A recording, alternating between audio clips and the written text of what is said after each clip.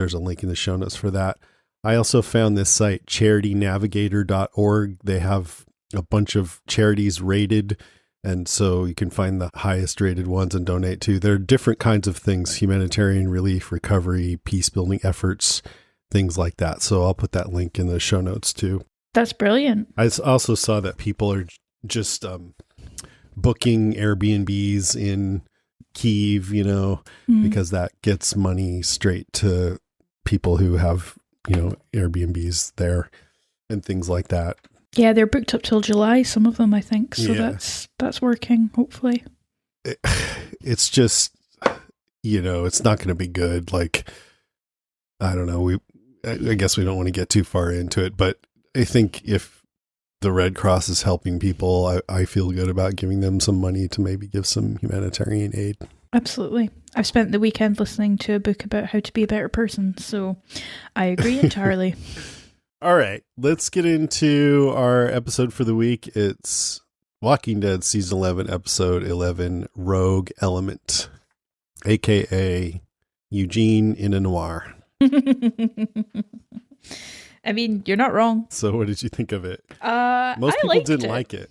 Oh, really? I liked it. Well, I don't know about most, but the sense I'm getting from the feedback, and I didn't read carefully through it all, but I did see many comments saying, I'm not so into it. I think I read a review that had a really good thing to say, which was just that if The Walking Dead, it's the final leg, if they want to do some goofy stuff and play around with formula and genre, now's the time to do it, kind of. And I sort of agree with that. And yeah, I'll get into it a bit in my points. It probably wasn't my favourite episode of this block so far, but there was a lot that I did enjoy about it, and I thought the performances held up. Yeah, I'm pretty much on the same page with you. I really enjoyed it. I thought it was fun.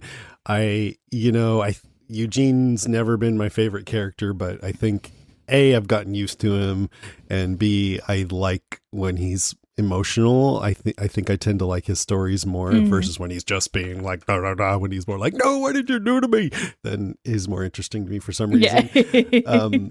And yeah, I think not only was it like that episode where they did the beta as Michael Myers, they're playing around with stuff like this. It's kind of similar, like let's try a different genre, but it fits with the story.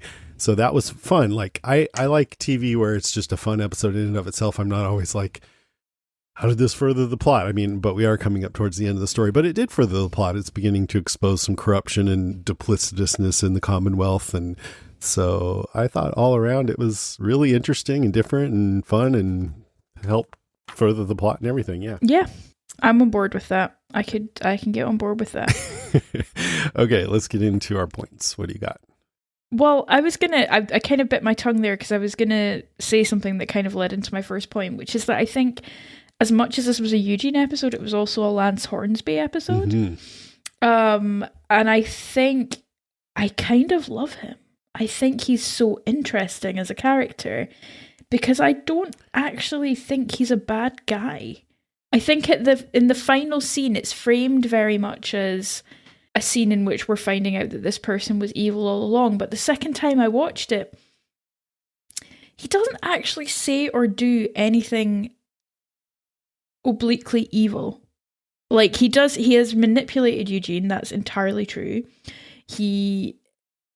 I don't know, there's something of the little finger about him for like a Game of Thrones reference, but I'm not convinced that he's on the side of the bad. I'm still kind of on the fence about where his kind of morality lies, but I really like the performance that Josh Hamilton is giving as Lance Hornsby. I think he's giving it real grit and real depth.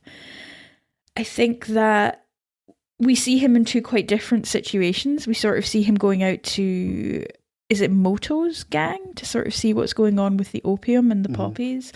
Kind of giving Carol, I can't talk today, purple burglar alarm, Carol, a sort of run for her money to see if she's capable of helping him with this situation. He talks about being better out here when he's outside of the walls, so I wonder if he feels constrained by what's happening in the Commonwealth. He definitely seems like somebody who is frustrated by the position that he is in.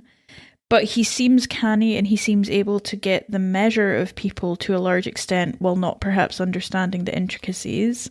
I think he's underestimating Eugene a little bit. I mean, this is the guy who, for, cowardly reasons in some ways, but he did play a long game with Negan insofar as he turned on the Saviors at the last minute and kind of won them that conflict. So I wouldn't underestimate Eugene's wrath at this point. However, yeah, I just really enjoy watching Lance Hornsby. I want to see what he does next. I want to see whose side he's on and what he's doing. And I like seeing our characters interact with him. I also think he dresses like an absolutely classy bastard. So yeah, I would like to get his wardrobe tips in the apocalypse. So for me, yeah, watching his diplomacy and his kind of businessman skills was very interesting and engaging as someone new to the Commonwealth. Yeah, I think the actor's great. Did we figure out there was something else, a big role that we knew him from? Because I can't remember. I think we did. I Googled him the other day and there was something where I was like, oh yeah, he was in that. I feel like I've seen it. For some reason I thought it was Mad Men, but I don't think it was. It seems like he'd fit right in on Mad Men, but I don't remember seeing him on there. The reason I thought it was Mad Men was because I'd looked up what Ross Marquand had been in before, and he had a little bit part in Mad Men, which I'd completely forgotten about. Yeah, I think I think it's one of those shows that like a lot of people were in. Yeah, and little small parts sometimes. He was also in the Teenage Mutant Ninja Turtles in 2012, so obviously we all remember him from that. That's Josh Hamilton, not Ross Marquand. Yeah, so I am enjoying his character. I mean, the one thing, I like how he's playing it, and it's an interesting role and everything.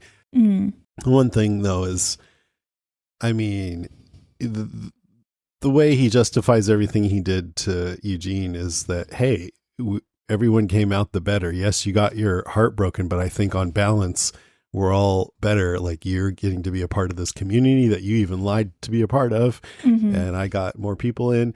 But there's a part of me that's like, that thinks he's a bit of a Ben Linus. Did you watch Lost? I did up to about season 3, whenever Dominic Monaghan's character drowned. I think then that was it. I mean, so Ben Linus is the leader of the others in Lost, and he is very duplicitous. He manipulates everybody and lies about everything, right? And when you meet the others, they're all, a lot of them, I mean, some of them are real bastards, but some of them are just like trying to get along and do science and stuff. And they're like, yeah, our leader, whatever, rolling their eyes at this guy. And he like captures Jack's friends, Sawyer and Kate, and just to concoct this really convoluted plan to get Jack to come and work on his back because he has a tumor in his spine. And that was all in season 3. And I remember thinking, oh, it's interesting to like, oh, what's he really up to while the story's going on? But once it's all over, you're like, Jack's a good guy. You could have just said, hey, I have a tumor. Can you please take it out? Yeah. and that wouldn't have been an interesting story, but it's unnecessary duplicitousness is a stretch. And I'm not as much with Hornsby here, but I kind of feel like, okay, it is a shitty thing to do to have this woman pretend to be Eugene's girlfriend and fall in love with him just to get information from him and to get him to spill about his community, and then to even have her presumably sleep with him, while he's there to try to bring out every last bit of information. I think, Eugene's V plates are hung up for good. I think he's I think so. Yeah. and we think that, I mean, you could see that's what Hornsby wanted, because then he proceeded to go to Alexandria and offer them membership in the Commonwealth or whatever.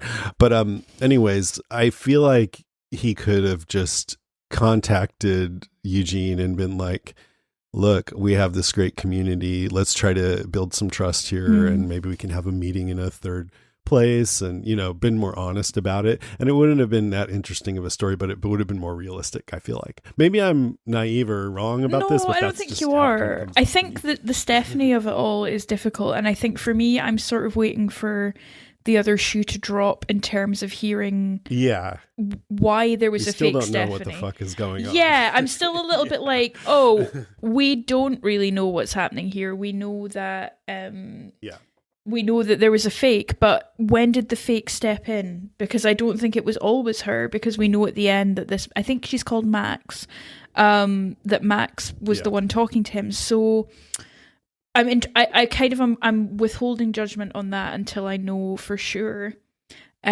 which, like, kind of what's been happening there.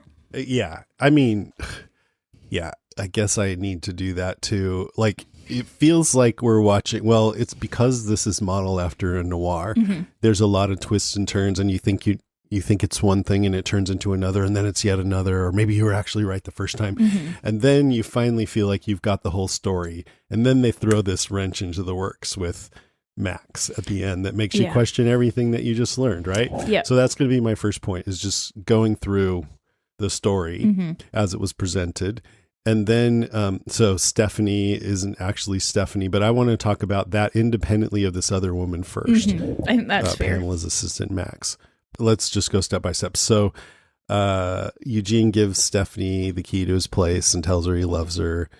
And it's all very sweet. It's all sweet, and it seems like she's into it. Invites her to ice cream, but then she doesn't show up, and then she doesn't answer her door, and he goes to her job, and she's left her job. She disappeared.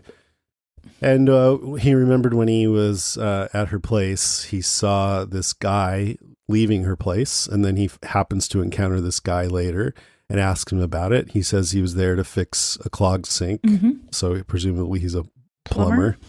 And he doesn't remember seeing Stephanie. But Eugene remembers, oh, wait, he wasn't wearing a uniform. He didn't have any tools. That's suspicious.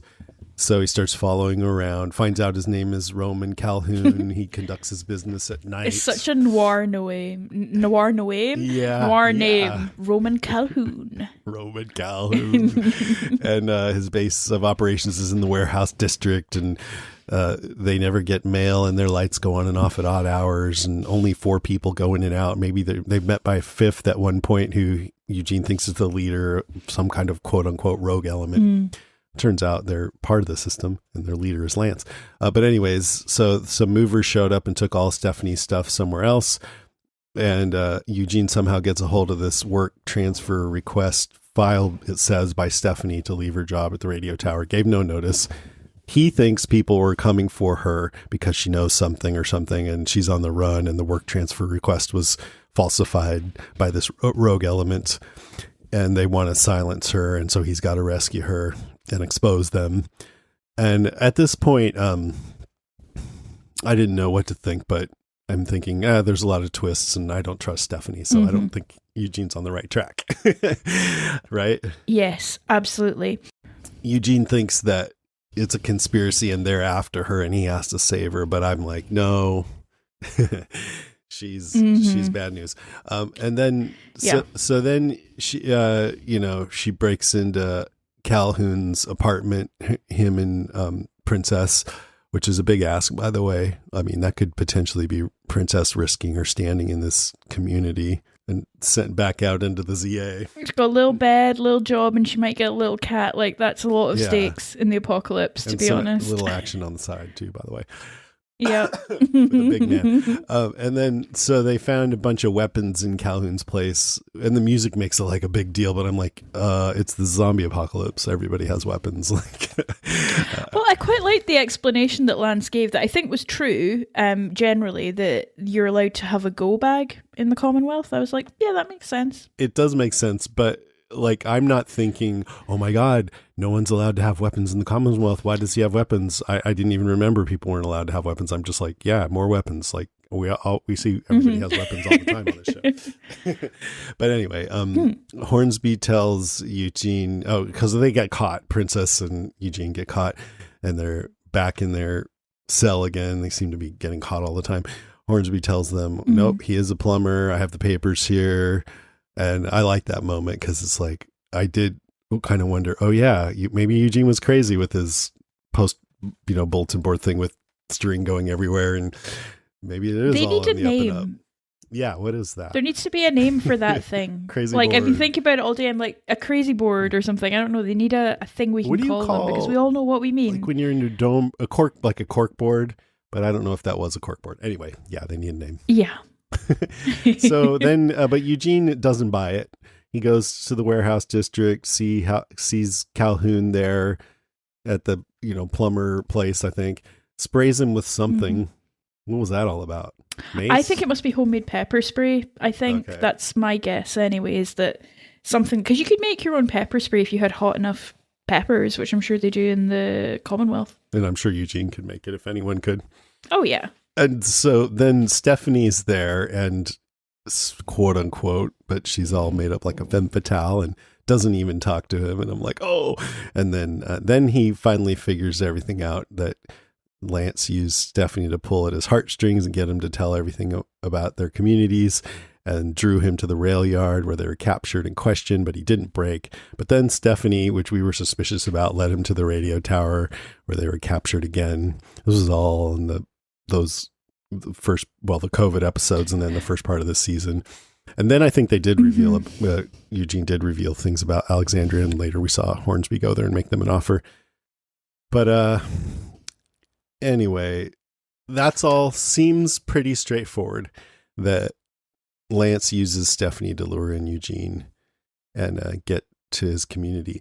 But yeah, so how does this, then we see at the end, Pamela Milton's assistant, who his name is apparently Max, Taterbug, this is Blue Weevil to Taterbug, come back. And Eugene's like, who are you? It's me. I'm the one you were talking to on the radio. So if that's her that was talking to him, then when he went to the comm station looking for who he thought was Stephanie, and there's this guy there saying he was told to be there because she didn't show up. I'm like, well, if she really did work there for a while, then what was the other Stephanie doing there? And also Hornsby said to Eugene, Stephanie's real name is Shira, and she doesn't like Iron Maiden, which is a reference to Eugene singing Iron Maiden to her over the radio. I'm like, wait, but wasn't he singing to this other woman? So how does Shira even know about Iron Maiden? And how did this all come about? Like, if that really was other Stephanie's job, then how did Max, what was she doing in the communication tower? Like, I'm kind of hoping, like, just like when Dante was revealed as a traitor or a spy, and then you and I had all these questions, like, and then they answered in 2 minutes in the next episode. I'm like, I really hope they do that this time too, because I have I hope they questions. Do that too. What's your theory? Well, it feeds into one of my points actually, which is, so Max, what we know about Max is that she is Mercer's sister. That is revealed in this episode.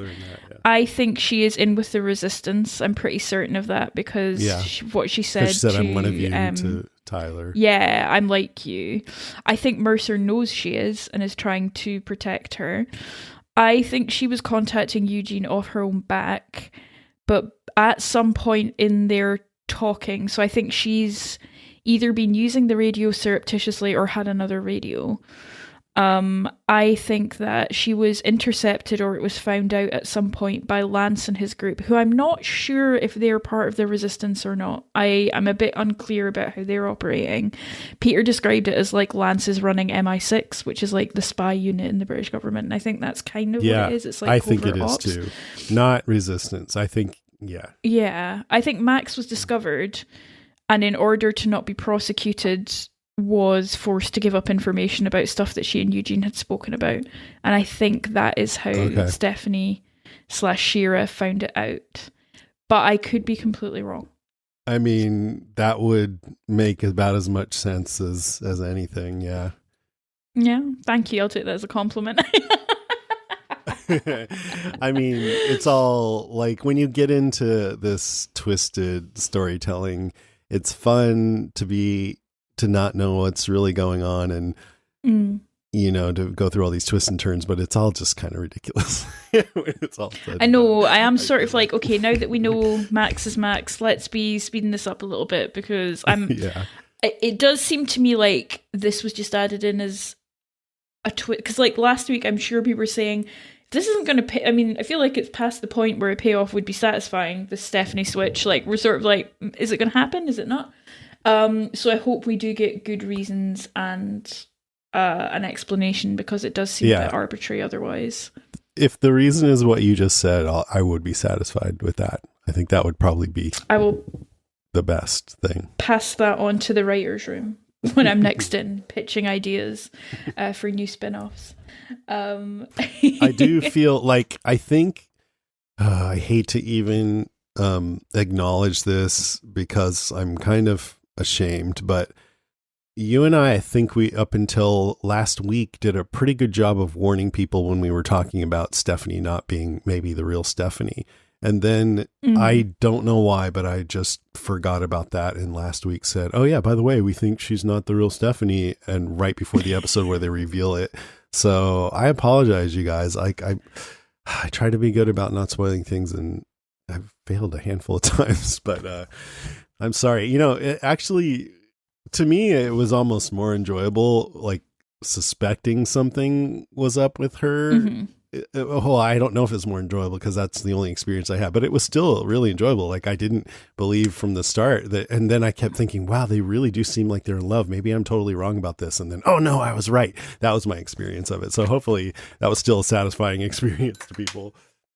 Yeah, I mean, there were a few things like in the press, and they kind of shot themselves in the foot because they announced Margot Bingham as Stephanie. So when we saw the actress, but she wasn't playing that character, I was like, that's true. Most weird. People don't pay that close of attention, though, like we do. Yeah, no, we just like to kill everyone's fun. We're just like, well, actually. I hope you guys can forgive me for that. I'm going to try really hard not to spoil. I have a piece of news later that's kind of spoilery, but I'm going to warn you guys before I say it, so in case you want to skip ahead. Okay. Don't skip ahead now. Skip ahead later. Yeah. Wait until you may have just turned off the podcast and started cussing us out by now. So anything else on that? Well, for my kind of bigger point, with Max/Stephanie. Was really about the kind of Connie Kelly subplot, which felt like some kind of thriller movie. I don't know, half of this episode felt like Gone Girl, half of it felt like a film noir, half of it felt like a police procedural. I really don't know how to feel about all the genres in this. But Connie and Kelly's subplot seems to be really about asking the questions that nobody's asking in the Commonwealth and kind of using their role as investigative reporters to do that. And in this episode, we saw them really interacting with Mercer, who's obviously very guarded and very much part of the Commonwealth mechanisms. There were a few things I found quite interesting. One is Mercer's protectiveness of his sister and of Tyler. He says that his sister doesn't have a goddamn thing to do with it to Connie and Kelly. They are talking about the reason that Tyler is being kept in a secure hospital room for so long, but I kind of get the feeling that Mercer's defensiveness indicates maybe a bit more. Yeah, like, don't even talk about her. Yeah.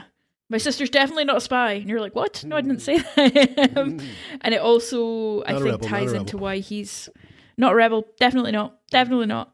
Ties into why he's so interested in keeping Tyler secure, because Tyler has that information that could really harm Max's reputation. Oh, so you think Mercer was watching over Tyler so he wouldn't give up his sister?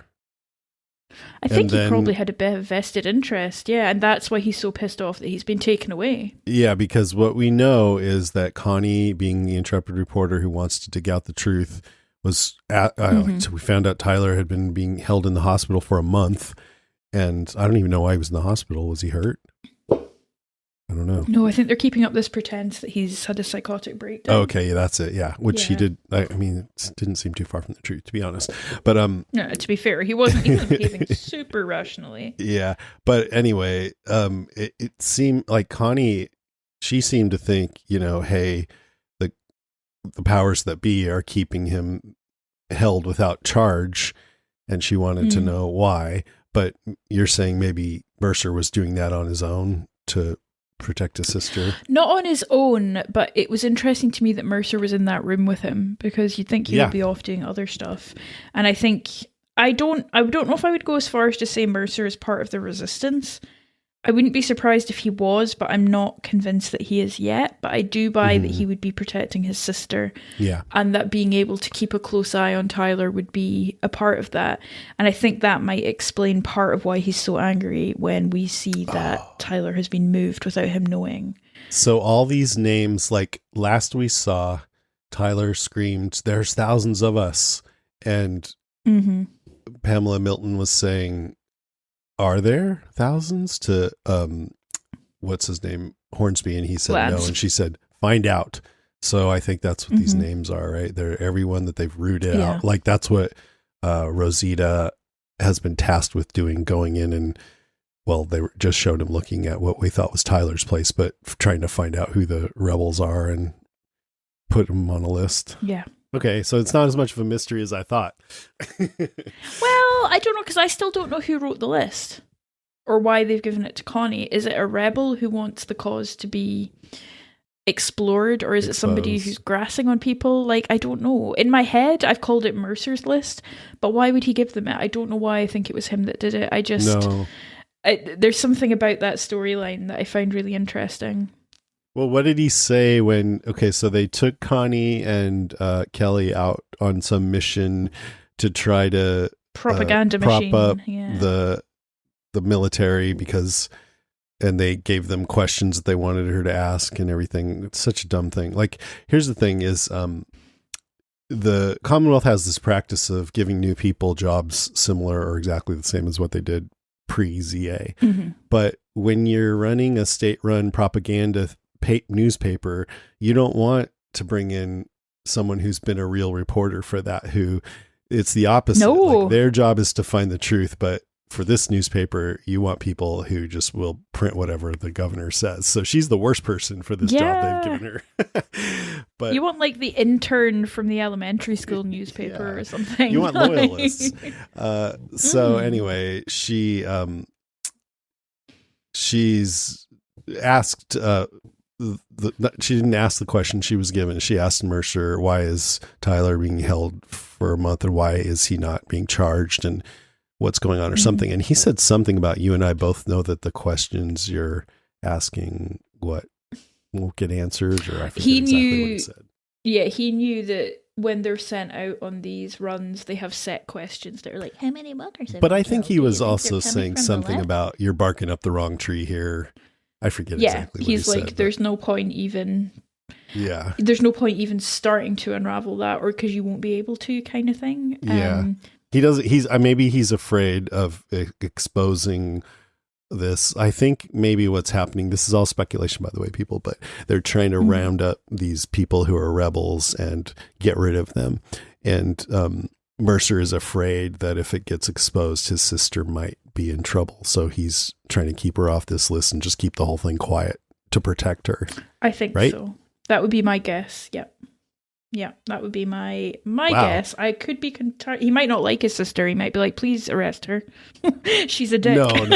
He cares about her, clearly. I mean, I just talking to you, I'm a lot less confused about that whole storyline.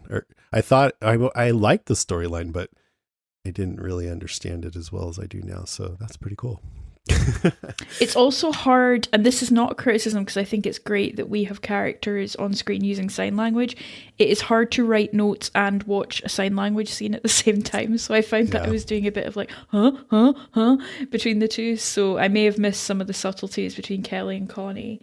I also learned that the sign for bullshit looks really cool. I enjoyed that. It was this, I know that's bull. Like, sorry, I'm on Zoom. The devil. Yeah, well, it's like sign of the devil. And... asshole is you make the okay sign, but then you turn it so your palm is face up like this, and then you put your hand on your chest. Asshole. Yeah. There you go. It's an educational show for everyone. So that was my point, really, was the kind of Mercer, Connie, Kelly storyline. I did also really enjoy seeing a copy of the Commonwealth Tribune and how the zombie waves are kind of reported like the weather. Like second wave expected, holding up well, sort of thing. Yeah, it was mad. I mean, it was interesting that they picked second wave because, that's quite a loaded term after COVID because, we were talking so much about waves of the virus. But I really thought that was interesting that that's what they report on, is like, we're holding the line in the face of a wave of walkers. And that was, I like that insight into what they report on, and how awesome. Citizens are informed about what's going on outside the walls. Yeah. Just trying to see if there's anything up about, here's one thing I don't quite understand. So Connie she's trying to sniff out the story with Tyler. Now I can understand why she would want to know, okay, he's being held for a month, but not charged with anything or released or whatever. But she's also saying things like something happened to Tyler, something he blames Governor Milton for, something worth confronting her in public over. And they clearly have a reason for suppressing the truth. But I'm like, well, he came in there yelling it. He said, hey, I just want to talk to you.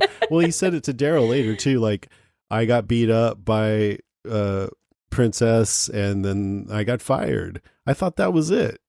But now she's saying, or she said to Mercer, he was loyal, recommended for an early promotion by you, and wound up feeling like the military was being manipulated by the politicians.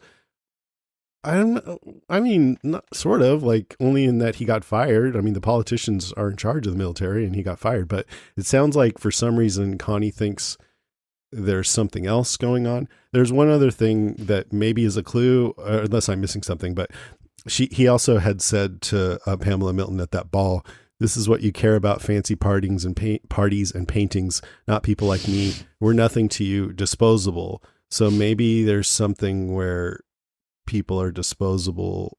I mean, maybe that ties into this whole list that they're just like getting rid of people who are part of this rebellion, but I don't think that's what he was going in there yelling about. He was yelling because he got fired from his job, right?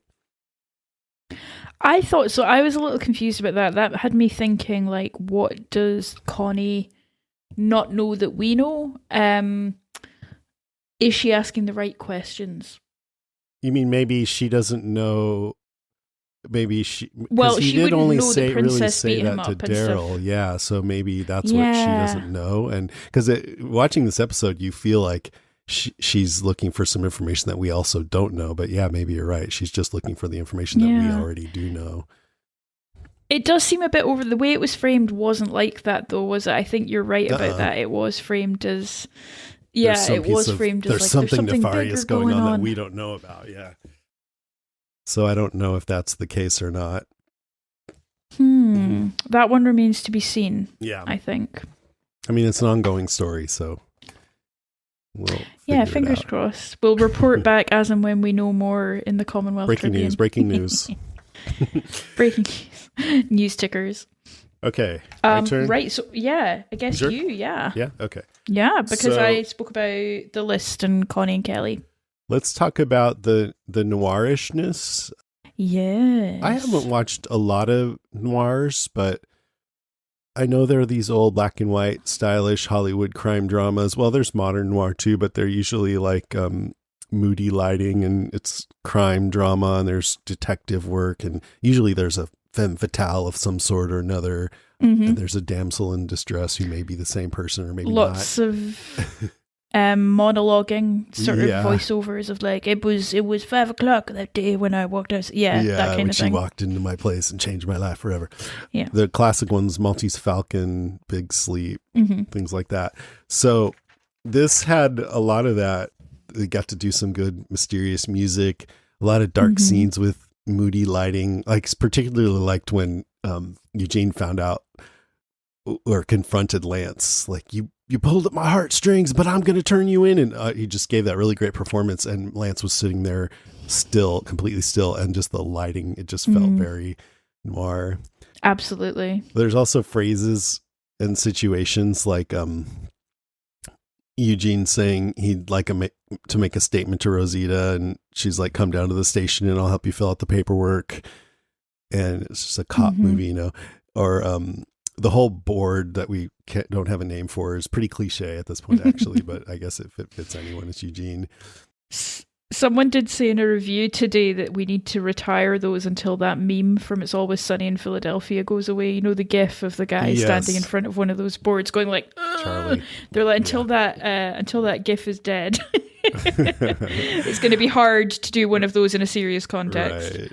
I know. Yeah, it's just very cliche. And yeah, I think Beautiful Minds had that too. And then Eugene just drowning himself in alcohol. That's very noir. Using the phrase, you played me. That's so noir. You played me. Yeah. I also liked how it was kind of arty at times, in particular, two things where she invites him, or he says, let's meet for ice cream, and it's still all warm and fuzzy. There's like a glow to the filter, and he's happy, and he's sitting at their table with the two ice creams, and then it shifts to dim and dark, and the music changes, and his expression is sad, and the ice cream has melted. It's such a sad transition. It was but so well sad. done. It was so amazingly shot. Yeah, I liked that a lot. And then when he looked up to the veranda where she had smiled at him, and he sees like the ghost of her, and then it fades away. That was awesome too. And one last thing about the noirishness, I went and saw the new Batman movie, The Batman. Oh, I haven't seen it yet. It's like basically all filmed in Glasgow. I'm really keen to go and see it. Oh wow, I didn't know that. Well, I thought it was awesome. It was very noirish. It Batman is he's presented in different aspects of Batman depending on who's writing him. Sometimes he's cosmic, sometimes he's street level, but here he's the world's greatest detective. That's what they call him. And it felt like a noir. And I actually think the Christopher Nolan Batman movies are a bit overrated, even though Heath Ledger was amazing as Joker. But I like this one a lot. I'm really psyched to see it. We didn't see it this weekend because we were traveling, and I'm now like, so many people have been speaking to me about it that I'm like, oh, I might just go and see it tomorrow because I want to see Glasgow and I want to see Robert Pattinson as Batman, because I kind of said to Peter, this film will either be amazing or terrible, and I kind of want to see which one it is. It might be so bad it's good. I don't know, but yeah, no, I'm psyched. Yeah. Well, Jenny, like I convinced Jenny because we either need to go to the movies together and spend $100 on babysitting or whatever it is, or go one at a time. And I was like, let me go, and it's a 3-hour movie. I'll see if because she doesn't like to waste her time. Yeah. So I'm like, I will come back and let you know if I think you will like it. And then when I came back, I was like, I'm not sure. Yeah, I think so though, because she likes noir. So I think, from what I've heard, that sounds like it would be a good fit. All right, then. What's your next one? Well, mine carries on from that, in that you know who directed this episode? Cudlitz, yeah. And I think he's done a couple now. And I think I wanted to talk a little about the genres he's playing with, some things that I think are quite Cudlitzy, and why I think he was a great fit for this episode. Here's what I'll say. I don't think he is as polished as the other directors that they get on the show necessarily, but he does a lot of fun stuff that I really enjoy. And while some of it is maybe a bit more clunky, I think it works. And I think in this episode, it really worked as well. So yeah, I completely agree with you about the noir elements. There's also elements of kind of pulp detective, Eugene in his hat, kind of illuminated as he's looking around corners and sort of peering into what's going on elsewhere. There's thriller elements as well, I think, as in the thriller, the genre. No, although there are also elements of Michael Jackson's Thriller because there are zombies. The series. Yeah, exactly. Yeah, but combined the Connie with Kelly stuff is more like thriller, right? Connie Kelly stuff absolutely is like a hard-hitting, I don't know, Meryl Streep's probably in it. It's probably about something to do with Wall Street and an expose, like that kind of theme. Something toxic in there somewhere. Yeah, something toxic, a rogue element. There's a bit of procedural because we see Rosita talk, like you say, about going down to the station. Yeah. And a little bit of kind of a little heist, not a big heist, but like a little heist of Eugene and Princess trying to get into this guy's apartment and find information. And I think Cudlitz, fair play to him, mixed all these genres quite well together. And I think it was definitely at its strongest when it was leaning into noir and when it was leaning into Josh McDermott, who I thought was fantastic in this episode. I tend to overlook Eugene a little. He's not my favourite.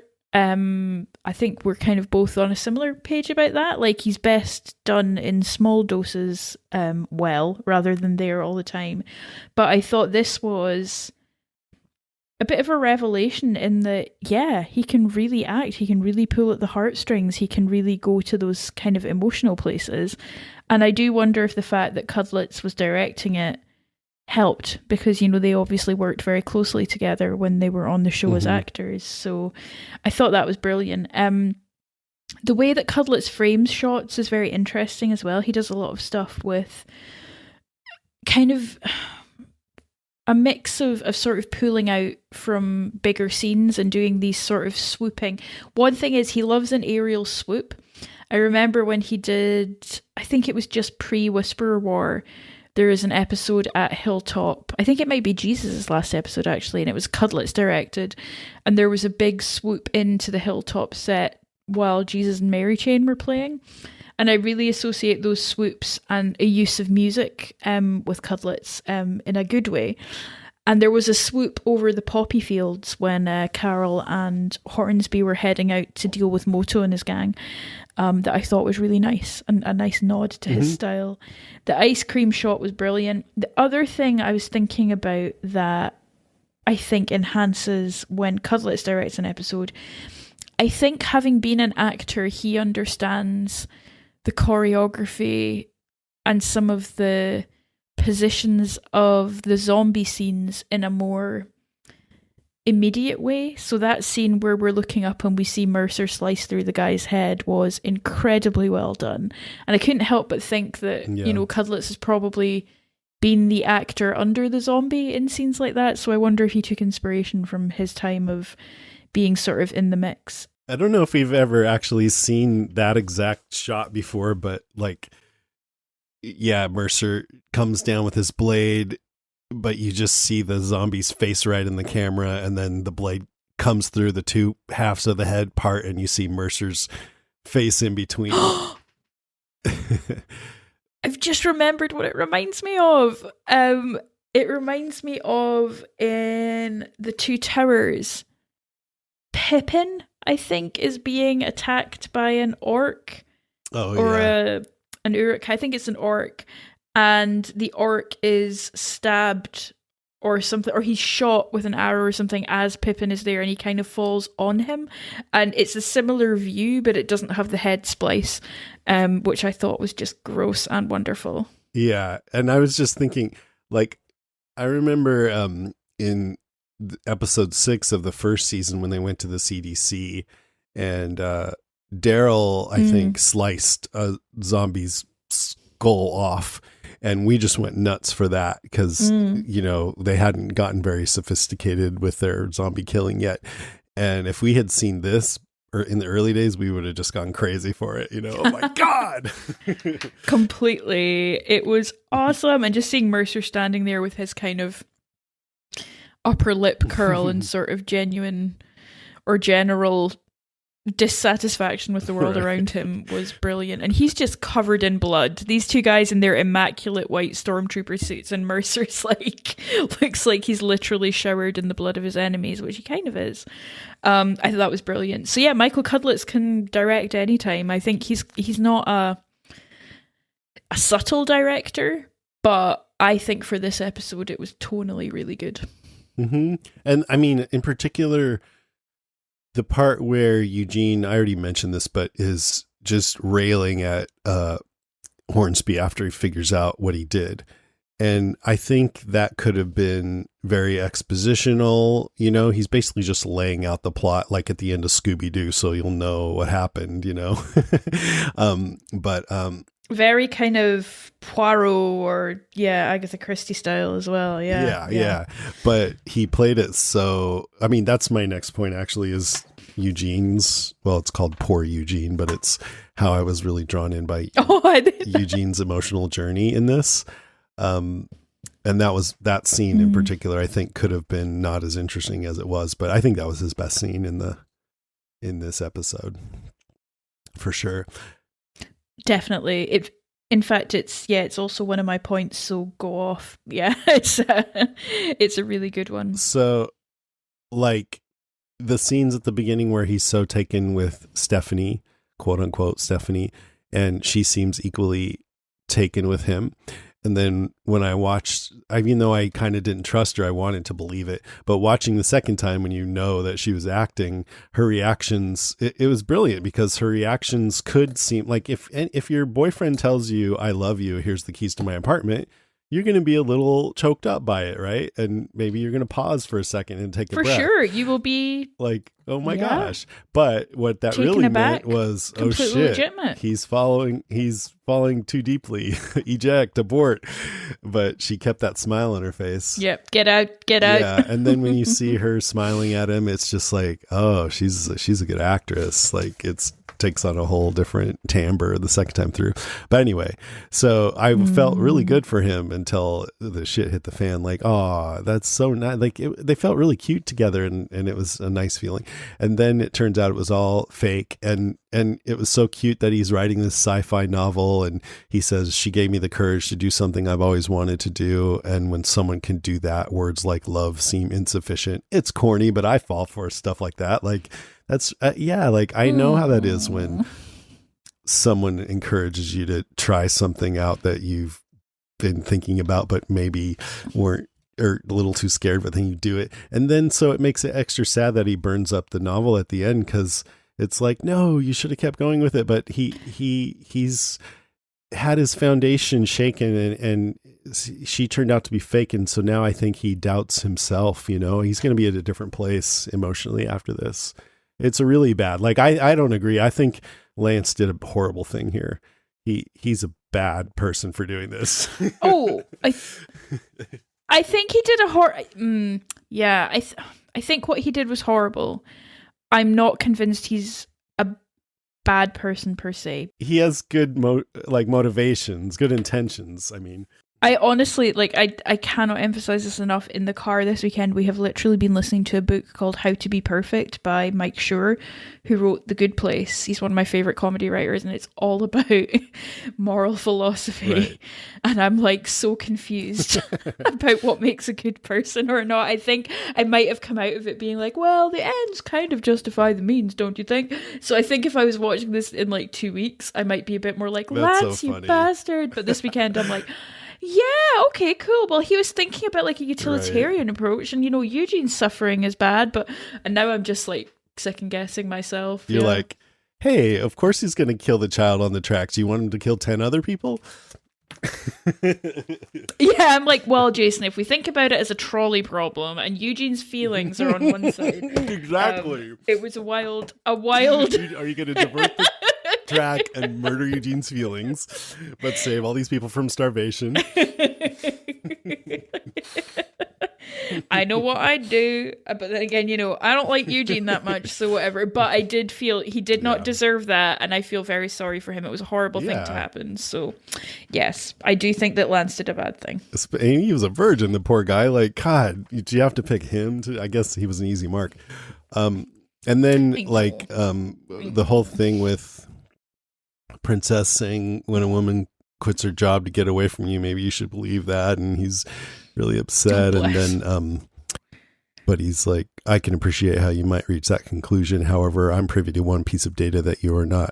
I know how it felt. And that was really nice moment there. Oh, that was a hard line. It was lovely. Yeah. And then I loved when he said, I'm gonna, I know what you did, and Lance was like, yeah. And he's like, you're just admitting it? That was kind of funny.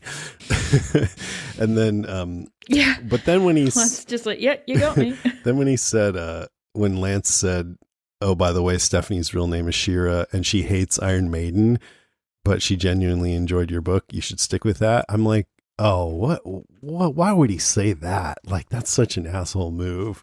And it was great. One thing that was great about it is that moment. It was last season when Eugene sang the Iron Maiden song. Let me play a little bit of it. Mm-hmm. Have you heard what they said on the news today? Have you heard what is coming to us all? That the world as we know it will be coming to an end. Have you heard? Have you heard? So that had an impact on me, and I played it on the podcast, and it was moving. And so to have Lance Hornsby say she hates Iron Maiden, even though now we know it was this other Stephanie, but whatever, I was like, wow, I feel like Eugene here. I was going to say, how the hell did you know the lyrics then? I'm like, I feel like Eugene here. I just got stepped on a little bit, which is, it's not a nice feeling, but it's so effective. I kind of love it, you know. It's good. It was a wrenching scene. I mean, that was actually my next point, was that whole denouement between Josh McDermott and Josh Hamilton in their respective characters. I just thought so powerful. And I think one of the things I loved most about it, and you mentioned it earlier, is Hornsby just being completely placid, completely silent. You know, when Eugene's giving it, like, he's up at like volume 12, you know, and Hornsby's just like silent, watching him, kind of letting him wind himself up into this huge state of upset and emotion, and he's very matter of fact about it in a very clinical and removed way that is very painful to watch, because someone is feeling everything and someone is feeling nothing, and that's a really emotionally hard thing to be an audience member for, and I think Powerful. that's the essence of what makes that scene work. Yeah, and having things like the way it was shot, you know, having Hornsby up on the steps looking down on him, the way it was lit, it was almost black and white, you know. It was just incredibly tense and incredibly emotionally hard to watch, and to see Eugene in that state, and to realize that, you know, he thought he had a trump card. He thought he had, I can reveal you, but Hornsby is one step ahead of him. This felt very Game of Thrones, to be like, well, actually, you've signed something saying that you are paranoid and delusional, so sure, go off, but it's not going to change anything. And that comment about the book really was sticking the knife in. And I don't know if Hornsby's a proper sociopath. Maybe he did think that was a nice thing to say, but it wasn't. So it didn't really seem to have the right effect that he may have intended. Why are you crying? I just said your book was good. Like, I was interested as well watching She-Ra in that situation, because the first time I watched it, I was like, oh my god, she's like looking at him like he's a piece of shit on her shoe. She's like sneering at him. But then when I watched it again today, I was like, she seems more uncomfortable. Yeah. She's definitely not loving. No. And it definitely was a ruse, but I don't know if it was quite as harsh as I first interpreted it. Which is good. That's more human, that she would just be like, oh boy, versus, I fooled you, or something like that, you know? Yeah, exactly. Haha, stupid idiot. Yeah. Well, we haven't talked about the poppy farmers yet. Do you want to talk about that? You want to go first? Yeah, Breaking Bad, Carol edition. Yeah. Interesting scenes. I like when Carol meets someone who could be Ed, and she kind of gets the measure of him very, very quickly. She has the nose for an abuser. She absolutely does. Because I was like, why is he, what's happening? And I was like, oh, Carol knows. Women helping women. Like, it's going to be a reveal like that. And lo and behold, it was. Interesting to see. This is another thing I'll say about Hornsby in my like one woman I like Lance Hornsby club. He doesn't underestimate Carol. No. Which is good, because a lot of men and people do underestimate her. And I was like, what was the point of this whole thing? It was kind of interesting, but I feel like everything kind of has a larger point or a character point to it. And I think it was to show that Hornsby is a mover and a shaker, and he knows he's like wheeling and dealing, and, you know, to keep his position and status in the community, he probably knows how things works more than anyone, but also that he respects Carol, and I think he's bringing her in as his right-hand woman, so to speak, and maybe she would actually enjoy and find purpose in that and feel like she's good at something. That's what I predict, that I think this whole Commonwealth is going to split our people apart, and I think Carol and maybe Daryl and Rosita will like it, but like Magna and Maggie and other people will say, no, fuck this. you know? I think you're right. And it'll be interesting to see Carol be on the side of the establishment in some ways. I thought it was a quiet but useful thing for both characters to kind of get a sense of both of them in that situation. Yeah. And trying to see Lance operate with the rules of diplomacy and business in the apocalypse was quite interesting. And two things I thought. One is, slight spoilers for World Beyond, it's not dissimilar to the setup that the artist colony have with the CRM. Yeah. I've forgotten what they're called. That's really bad. It has been a while since that show was on, in the sense that they operate out with the CRM, but they are part of it. Perimeter, that's it. And the other thought that I had was, Lance refers directly to apocalypse, and I don't think we hear the word apocalypse a lot in this show at all, so it was really cool to hear somebody actually say what it was. Oh, it's an apocalypse. We are living after an apocalypse. It's good that was an apocalypse skill you had. So there were some good beats in there. It felt like Eugene's story was operating on a completely different plane to Carol, Connie, and Kelly, but I'm fine with it. I enjoyed what I saw. Mm-hmm. And also great explanation of how you get painkillers in the apocalypse. Because I did wonder, I was like, how are they sustaining this hospital? Poppies. You watch Ozark? That is next on my dramas. Now that I finished The Witcher, I'm going to go back to Ozark. There's a woman on there, Darlene Snell, who has a poppy farm. It totally reminded me of Ozark. But yeah, excellent. I like what you just said about them naming the apocalypse, and it made me realize that I hope the very last word in the last episode of The Walking Dead is zombies. I've just remembered the damn word. They're called zombies. Oh, right. Remember George Romero, guys? Dude. Oh my God, his films were great. They were so important to me as a child. Like. Totally spaced on all that. Mm-hmm. Yeah, I liked the whole each of the different plot lines in the episode, and including this. It was interesting to see Hornsby take Carol in, and her being useful, of course, and the whole thing about this guy Moto pretending that these people want a raise, but actually he's abusing them and skimming off the top. It feels like this kind of thing happens to one degree or another all over the world, you know.